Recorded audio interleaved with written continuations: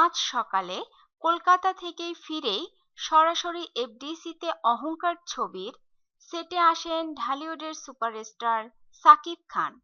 দিনভর শুটিং করছেন তিনি। এর আগে গত সোমবার কলকাতার উদ্দেশ্যে ঢাকা ছেড়েছিলেন তিনি।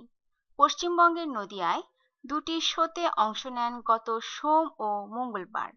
29শে জানুয়ারি আসাম, 30 জানুয়ারি কলকাতা ও 3রা ফেব্রুয়ারি মেদিনীপুর, এই তিনটি শোতে অংশ নেওয়ার কথা রয়েছে জানান সাকিব খান। এনটিভি অনলাইনের সঙ্গে সাক্ষাৎকারে কথা হলো এসব নিয়েই। কলকাতা থেকে কখন ফিরলেন? আমি আজ সকালে ঢাকা ফিরেছি। বাসায় আর যাওয়া হয়নি। আজ সারাদিন এফডিসিতে শুটিং করে সন্ধ্যায় বাসায় ফিরব। বেশ ধকল গেছে। আগামীকাল তো শুক্রবার, ছুটির দিন, একটু রেস্ট নেব।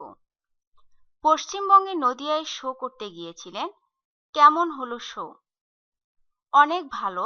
আসলে ওদের শোগুলোর ব্যবস্থাপনা অনেক গোছানো। সেখানে কলকাতার সুপারস্টার, এমনকি মুম্বাইয়ের তারকারাও এসে অনুষ্ঠানে অংশ নেন। আসলে সেখানে সবাই চলচ্চিত্র যেমন উপভোগ করে, তেমনি এই অনুষ্ঠানগুলোও অনেক বড় মাপের হয়ে থাকে। এই ধরনের অনুষ্ঠানে অংশ নিলে কতটা উপকৃত হবে আমাদের চলচ্চিত্র? যৌথ প্রযোজনার চলচ্চিত্র শিকারী গত বছর ভারতে মুক্তি পেয়েছে। কিছুদিন পর মুক্তি পাবে নবাব।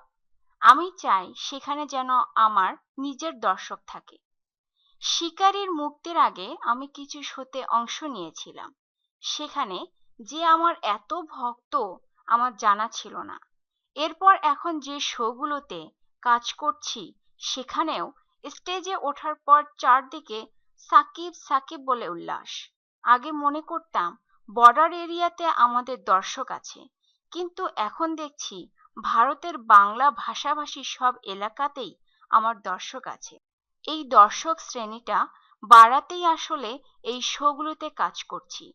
বাংলাদেশের শিল্পী যদি ভারতের দর্শকপ্রিয়তা পায়, তাতে অবশ্যই আমাদের দেশের চলচ্চিত্র উপকৃত হবে।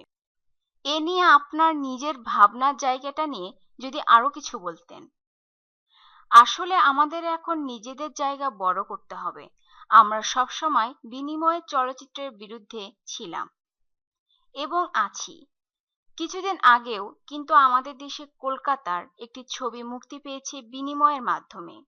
এখন টিভি হোক আর যেভাবেই হোক, আমাদের দেশের দর্শক কলকাতার শিল্পী চেনে, আমাদের জানে ইউটিউবের মাধ্যমে। ইদানিং যৌথ প্রযোজনার মাধ্যমে তাদের সামনে আমরা হাজির হচ্ছি। সঙ্গে কিছু শোতে অংশ নিলে অবশ্যই আমাদের দর্শক বাড়বে। সেটা অবশ্যই চলচ্চিত্রের জন্য মঙ্গল বয়ে আনবে। বাংলাদেশে যে ছবি করছেন সেগুলোর মান কেমন? আমি সবসময় বলে এসেছি ছবির মান বাড়াতে হবে। এখন কিছুটা ঠিক হচ্ছে, কিন্তু এই কিছুটা ঠিক হলেই তো চলবে না। পরিপূর্ণ চলচ্চিত্র বানাতে হবে। তাহলেই আমাদের দেশের ছবি দর্শক আগ্রহ নিয়ে দেখবে। সেটি কিন্তু বারবার দর্শক প্রমাণ দিচ্ছে। শিকারী ছবিটি ভালো ব্যবসা করেছে। আচ্ছা, এটা না হয় যৌথ প্রযোজনা, কিন্তু গত কোরবানির ঈদে পুরোপুরি বাংলাদেশের ছবি বসগিরি তো ভালো ব্যবসা করেছে। আমাদের কোয়ালিটির দিকে নজর দিতে হবে।